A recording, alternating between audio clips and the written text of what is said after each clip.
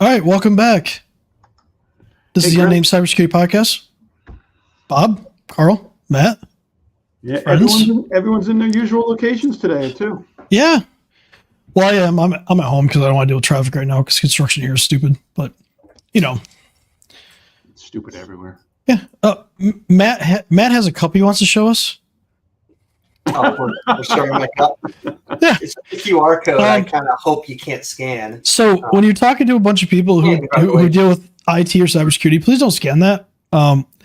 Although it's funny, it's not Matt's OnlyFans. That's all we have to say about that. It's also a lesson to you. You should not scan a QR code. Yeah.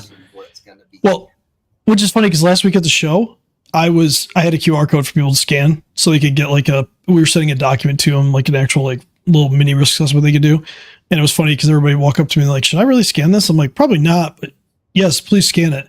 Because you can also win an Amazon gift card. So it turns out if you want people to scan a QR code, just offer them an Amazon gift card and they'll scan anything. Carl, we can't hear you, Carl. You're muted. There you go. When you go to cybersecurity summits, all the vendors are out there with offering you free gift cards for scanning their QR codes for the security product. So I'm gonna buy a shirt with a QR code, but I can't say what I would actually have the website say when you go to it. So let's give everybody, if you didn't catch us last week, right? We talked a little bit about this CISA 2023 risk and vulnerability assessment results report that they kind of pushed out. And they were talking about MITRE framework, which is attack framework that shows adversarial tactics, techniques, and common knowledge. So basically it's how hackers hack, right? What techniques they use, what tips, what procedures, things, or tactics, techniques, and procedures that they use. So we went through initial access, execution, persistence, and privilege escalation last week. If you need more information on that, go back and watch last week. Because we're going to move on today. And we're going to go to defense evasion. So, how many of you have evaded defenses before? So if you saw a fence, did you jump it? Did you climb on top of a building you weren't supposed to climb on top of? We don't want to talk about what happened when I tried to climb a fence as a kid. Okay. Is the statute of limitations expired now? Yeah, but I still got the scars. Okay. That's not good either. So that's funny. I may have ended up on top of buildings before following friends that were not quite sober, and can't believe I didn't get arrested for it, but I was trying to have them not fall off said building. So that's a story that you can ask me another day. But in this case, a hacker is in your network. They're on a computer. So what are they trying to do? They're trying to evade the defenses that you have. That could be antivirus. Mm-hmm. It could be maybe they're somehow in a sandbox. Maybe they're just trying to do like there's some guardrails, like maybe like app whitelisting and things like that that's trying to stop them from doing what they want to do. Right? We talked about this last week, but if you look at this chart, 13.9% is still valid accounts. Their defense evasion technique is just using an account. And this has kind of been an overarching thing over the what we talked about last week and then this week. That's just having valid credentials gets you around so much. It's crazy that that's still something that's so easy. Another thing I like about this too is control panel items. So they just have access to control panel. Chris, can you explain that to the lay people who don't have control panels, what that means? Who don't have control panel? Or may not understand it. And they may have them, or they may have somebody running them for them and don't even know that's in their organization. What is a control I think control panel items is just Windows control panel. Okay. So it's just basically if you've been using Windows for a period of time, Microsoft's trying to kill control panel. They're trying to get rid of it and move everything to settings. But control panel's been around forever. But yeah, it's just items inside a control panel. Maybe they can leverage them to do something they shouldn't be able to do, or maybe they disable user access control somehow. Maybe they have privilege to do that, so just turn off user access control. That'd be something you could do in a control panel. You can do that other ways too, but the point here is they're trying to evade defenses. So let's say you've spent a bunch of money on this really fancy endpoint detection response. Somebody told you need EDR and you bought it, or you have some fancy new antivirus, right? They're trying to avoid that. One of the popular techniques that they're using right now is it's called BYOVD. And no, it does not stand for, the VD does not stand for what you think, Matt. It's bring your own vulnerable driver. I know what you're thinking. What? A mouse or a keyboard. So there was this list of drivers in Windows that were vulnerable to attacks and what they would be used for. So like a printer driver, it could be a printer driver, it could be a driver for like a graphics card. Basically, a driver tells the computer how to interact with that hardware. If it's vulnerable, it can be used for privilege escalation and some of the other techniques that we talked about.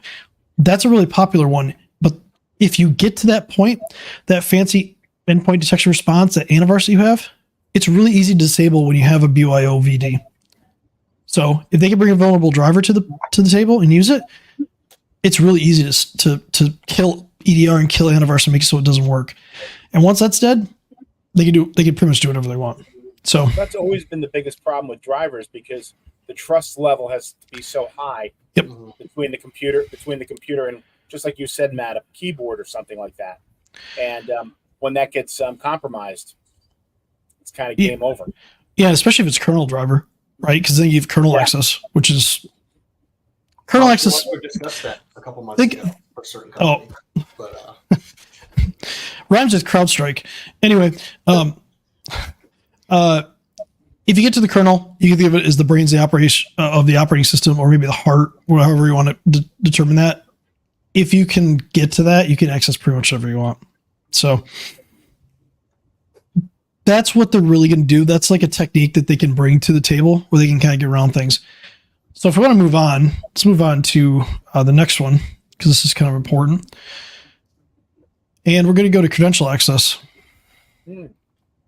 So when you log into a computer, a lot of times those credentials are cached on that computer, meaning so maybe you need to take your computer offline and you still need to be able to log in. Well, if the credentials weren't cached, you wouldn't be able to log in. Now, if it's a local login, it's a little different, but let's say you're on a network in a traditional business environment. Those credentials are cached, which also means administrative credentials can be cached as well. If they have full access to, so if they have the full access to the machine, they can dump credentials. They can use other tools. Like one of the things you'll see here is NTDS UDL. That's getting way technical, but let's just put it this way. If you log into a computer and it has cached credentials, there's a tool out there on almost every operating system that can take those credentials and dump them and give them access to credentials. So if I'm just a normal person, a normal standard user, and I don't have admin rights, but there's admin rights that have been cached to that machine, they might be able to use some of the other techniques that they've used before to get to a level where they can steal those credentials. And now they can just log into other computers, or they can log in and do other things. So again, it's like having the Post-it note underneath the keyboard. Yeah, basically a little harder to access, but still same principle. Yeah. We bit. Especially if they do get to Active Directory, which would be like the brains of like your entire network. I mean, if they could dump credentials from that, like think about what they could dump: the CEO, the CFO's credentials. What else could they get access to? Your backups, just all your data in general. So everything. Yeah. So credentials are incredibly important. Yeah, exactly. So obviously one of the things that they talk about is being able to detect these unsuccessful login attempts, because sometimes it might just be brute forcing, which that's on that list, right? Let's see here. Forced authentication, 8.95%. Yep. Right. So not a high percentage of it. Brute force is separate. 5.77. Oh, 5.77. Yeah. Yep. So that's a small percentage, but if that's something you should be able to easily detect. And obviously when somebody quits, and this is probably the one I see the most, and I don't know if you guys back me up on this, people don't delete users. It's wild. They don't even disable them. They don't know, might not notify True. us. I got a call a week later and said, "Oh, our admin's gone." Oh, really? Our office admin, not our system admin. okay. Have you seen some of those ones where like there was old IT people that were at these companies and they basically hacked back in by basically just logging back in and then causing chaos? Like it's kind of crazy. So, okay. Left the door open, lights on, dinner right there. Just like, come on in. Invite him back in, right? Out of the freezer. Well, there you go, right? TV's on. I mean, the statistics of an attack being also an insider threat. Hmm? I mean, it's like 1 out of 4, 1 out of 5, where somebody's either been paid off or been the mastermind of the attack. Yeah. Yeah, I mean, if you can get credential access, like if somebody can just load something and give you credential access, you can skip a lot of other steps, right? So and it could be a subcontractor or a vendor on your network. True. What if you gave them too much privilege? Yep. Right? Yep. So again, these percentages are cut. Like this gets kind of technical when you look at like LLMNR poisoning. That's too technical to get into, but 15% of the attacks were that. So they were just trying to poison something on the network so that it would get somebody to expose the credentials. And it doesn't trick the user, it tricks the operating system. So again, they're trying to get credentials. That's the whole point of this, is they're trying to get credentials. There's things that we can do to detect it. Logging is very important. If you're logging properly and you're running that through some sort of analytics, you should be able to detect when a lot of these accounts are being used when they shouldn't be, right? Or being brute forced or stuff like that.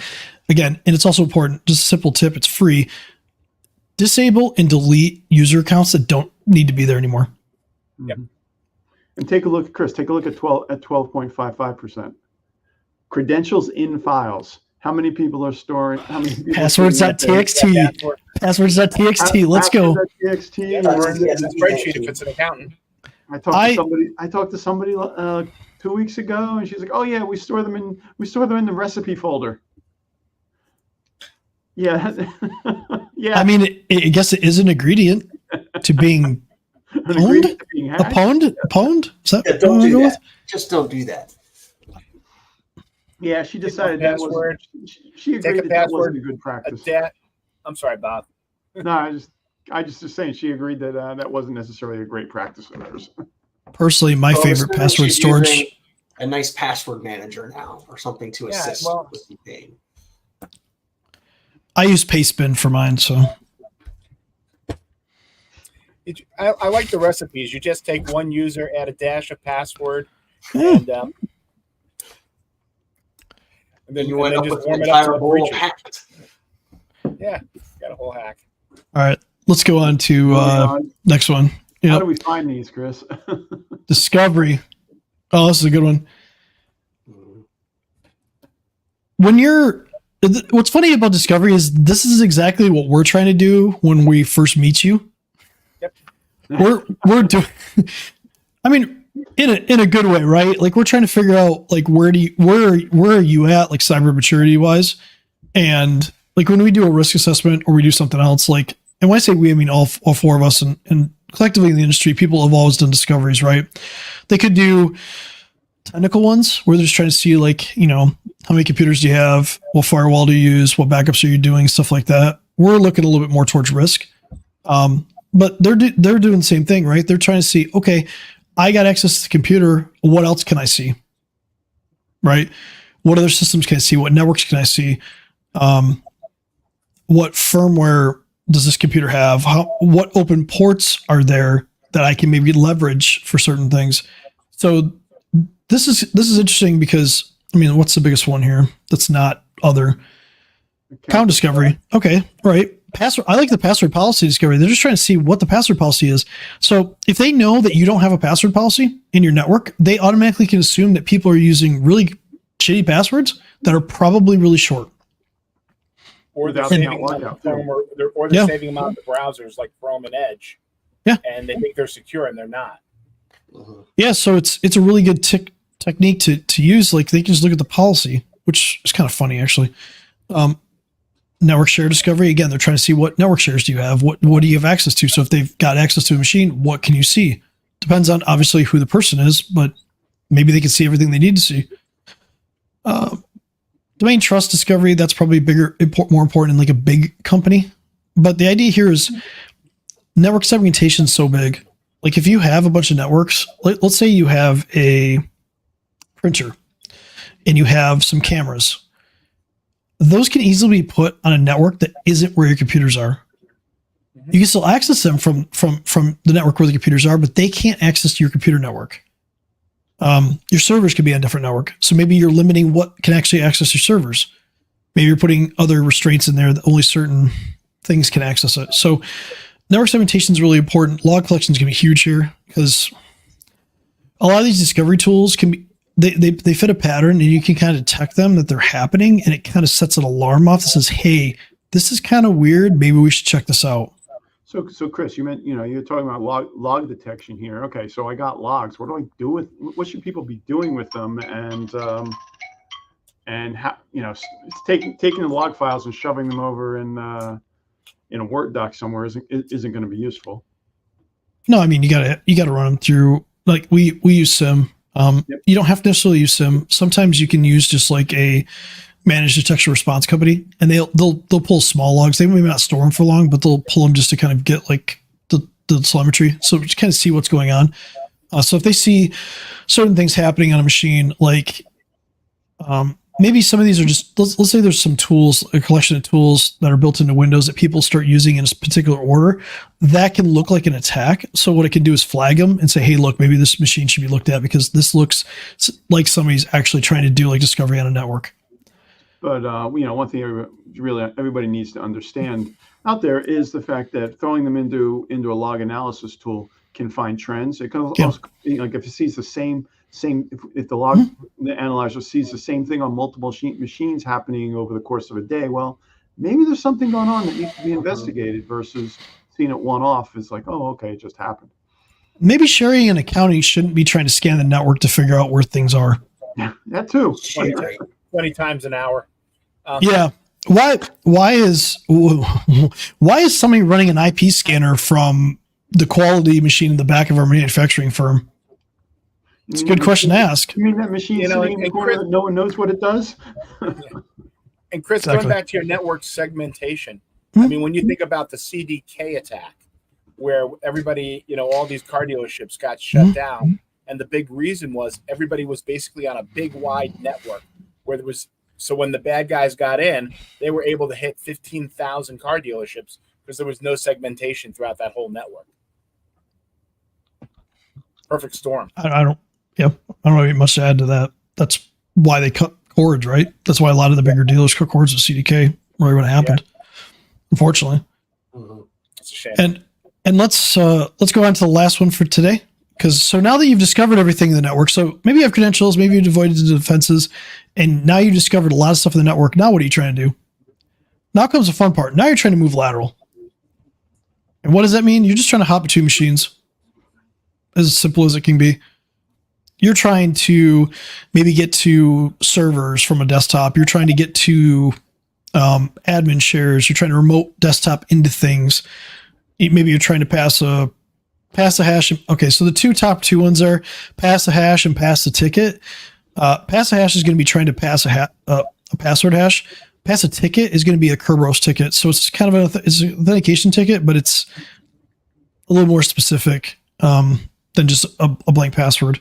And that can be done from a number of things. So kind of a technical thing, but those are going to be, I mean, what is that? 44, almost 44%,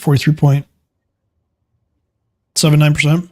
That's a pretty big, substantial number. And then RDP on top of that, now you're well over 50%. So, and people are still running RDP. It's crazy. We use some of those public scanning tools, Shodan or other things, and you still see hundreds of thousands of these machines sitting out there. Well, in this case, though, it's internal too. This is internal more. Yes, you're right. You're right. Like you're just begging for it to put RDP on the internet, but like this is internal. A lot of admins use RDP to bounce between machines.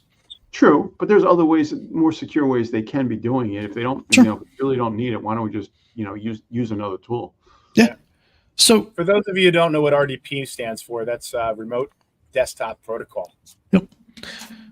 Basically, you open it up, you log in, and you see the screen on something else, whether it's a server, whether it's another desktop.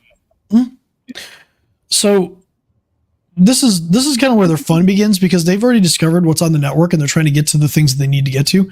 This could be your Active Directory server if they're trying to get to, they want to maybe get to domain admin, so they have full control of everything. This could be your backup server. This could be your shares, so they can just exfiltrate data. Because if they can get to all that, maybe they can't. Well, I think it's all that they can hit with ransomware, but maybe they're just trying to steal data from you. That's just their whole point. Yep. So again, log collection is huge on this. Again, we go back to it. Like when people are passing the hash or passing the ticket or remoting in, the stuff needs to be logged. If it looks suspicious, especially when you start getting into like end user behavior awareness or I can't think today, user behavior analysis. If you can look at that, like you can notice when people are doing things. Like again, if the accountant is already peeing into a server, that's suspicious. Unless it's something that maybe he's hosting like an application for, but him or her, but it might look suspicious for that situation. So this is stuff that we need to look at in a network. Obviously, have unique credentials. They talk about phishing resistant multi-factor authentication. Yeah, great. It's good to have, but if they're this deep in, having logging network segmentation is going to be probably a bigger thing, just so you can kind of try to see what that behavior looks like. Cool. Yeah, they're just trying to get to where your crown jewels are, honestly. And we'll stop there this week. Next week, we're going to cover 3 more things. It's going to be collection, command and control, and exfiltration. Those are the fun ones. Because, well, I mean, lateral movement's fun, I guess, at that point, but like command and control and exfiltration is going to be kind of interesting. That's where we talk through that. Something's happening. Like what was all this work for at that point? Yeah, this is so far we've only got to where they're basically just trying to. They got access to your network by initial access. They're trying to execute things. They're trying to get privileges they need, discover what's on your network, move laterally so they can try to get to the things. And then next week's going to be all about, okay, now what happens? So now they've already got you. So now what are they going to try to do? Mm-hmm. So, any parting shots that you want to take at me for this week, or parting words? I just thought parting shots sound funny. I'll save the shots for next week. Okay. You never punch down. That's my rule. Oh, I like that already. You better bring the fire. That was such a New York insult. Like back Yeah. Wow. Yeah. I mean, we almost look like we go to the same barber, except I just shaved my head. So Chris, I accept your punches up. That's all. Yeah. So I think if you have any questions, obviously let us know. If we need to clarify things, it's hard on some of this stuff because it is technical, and I'm trying to get too technical on this. But it's just to kind of illustrate from a high level, like what somebody's trying to do inside your network. This can be used for cloud too. I use a network because it's a little bit more relevant for normal stuff. But hey, let's say you have a cloud application. Almost all these same things apply. It's just that some of the techniques are going to be different. Some of the tactics are going to be different. But the overarching idea is still the same. And if you leave your door unlocked, you will get intruders. In my case, they're just asking for snacks, though, so it's not as bad. Oh, kids are home. And I do have a question for Chris. Yeah. What's a barber? I don't go to barber, shave my own head. No. I don't even know what that is. 2020, man. Pandemic made me just buy. I'm like, why am I paying $12 to have somebody shave my head when I can just do it for myself? That's what I said when it was $5, so I get it. Yeah, fair point. All right. I don't remember Chris ever with hair, so. Yeah, I've been shaving like this for a while. Drop a follow, comment, let us know what you think. If you like this kind of content, again, let us know, and we'll cover the last 3 next week. Yeah, I think next week I'm working on AI to get us a song for the group. Oh. Intro. Don't let me use AI for a song. It's not going to end well for any of us. That's why we're not letting you touch the AI. There you go. So, all right. Have a good week, guys. We'll talk to you next week. Bye. Later.